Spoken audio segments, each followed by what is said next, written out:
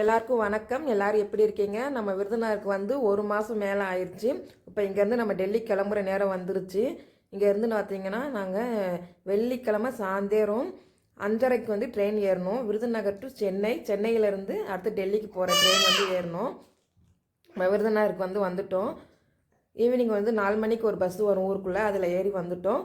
இப்போ பாப்பா அவங்க வந்து விளாண்டுக்கிட்டு இருக்காங்க. ஸ்நாக்ஸில் பொருளெல்லாம் வாங்கிட்டு விருதுநகர் சந்திப்பில் வந்து நம்ம வந்து ட்ரெயின் ஏற போகிறோம். ட்ரெயின் ஏறிட்டு இது வந்து நாளைக்கு காலையில் 3 மணிக்கு வந்து சென்னைக்கு போயிடும். அங்கேருந்து சென்ட்ரல் போய் சென்ட்ரலில் இருந்து தான் ட்ரெயின் டெல்லிக்கு ஏற போகிறோம். அங்கே வந்து காலையில் செம கூட்டம்.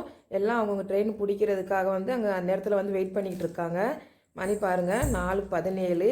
இங்கே பார்த்தீங்கன்னா 6 மணி அந்த மாதிரி தான் வந்து டெல்லிக்கு ட்ரெயின்.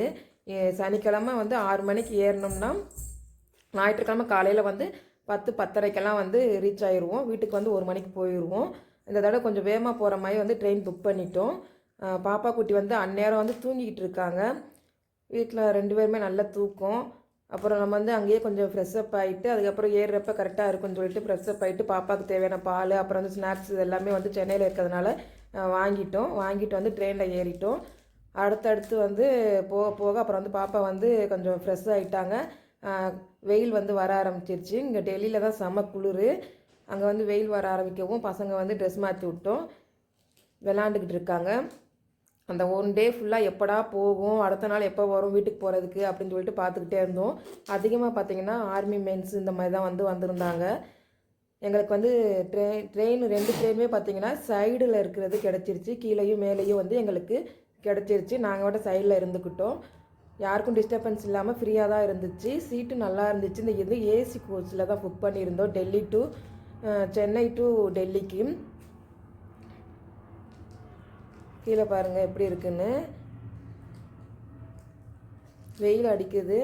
அப்புறம் வந்து மழையும் பெஞ்சிச்சு. மழை வெளியே ஃபுல்லாகவே பார்த்திங்கன்னா தண்ணீர் வெறும் தெப்பமாக தான் இருந்துச்சு அதிகமாக. அப்புறம் வெளியே போக போக பார்த்திங்கன்னா இந்த பருத்தி அதிகமாக போட்டிருந்தாங்க. ஃபுல்லாகவே பருத்தியாக தான் இருந்துச்சு. நம்ம ஊர் சைட்லாம் கொஞ்சம் பருத்தி இருந்தாலும் எடுத்துருவாங்க. இங்கே ஃபுல்லாக பருத்தி, ஆனால் யாருமே எடுக்கலை. அந்த அளவுக்கு இருந்துச்சு. இந்த காடு காமிக்கிற காடு ஃபுல்லாகவே பார்த்திங்கன்னா பருத்தி காடு. அப்படியே வெள்ளையாக இருந்துச்சு. அப்போ இந்த மாதிரி தண்ணி வருதா, அந்த மாதிரி தெப்பம் இது வந்து அதிகமாக இருந்துச்சு. மலைப்பகுதி மாதிரி இருந்துச்சு. பார்க்குறதுக்கு கிளைமேட்டுக்கு ஏற்ற மாதிரி நல்லா இருந்துச்சு. நம்ம அதில் கீழே இறங்கி போய் விளாடணும் அப்படிங்கிற மாதிரி ஒரு ஆசையாக இருந்துச்சு. ஏசியில் வந்து பார்த்திங்கன்னா பெரிய கண்ணாடி தான். நம்ம ஸ்க்ரீனை விலைக்கு விட்டோம்னா நல்லா ஃப்ரீயாக இருந்து தெரிஞ்சிச்சு.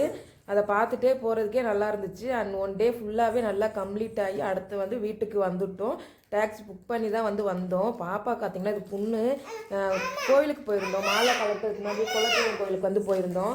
அப்போ போகிறப்ப பார்த்திங்கன்னா வண்டியிலேருந்து கொஞ்சம் ஸ்லிப்பாகி விழுந்துட்டாங்க. அதில் வந்து பாப்பாவுக்கு கண்ணுக்கிட்டையும் பெரிய பாப்பாவுக்கு வந்து கால்லையும் பார்த்திங்கன்னா அடிபட்டுருந்துச்சு. அப்புறம் வந்து இப்போ 1 வீக் ஆயிடுச்சு.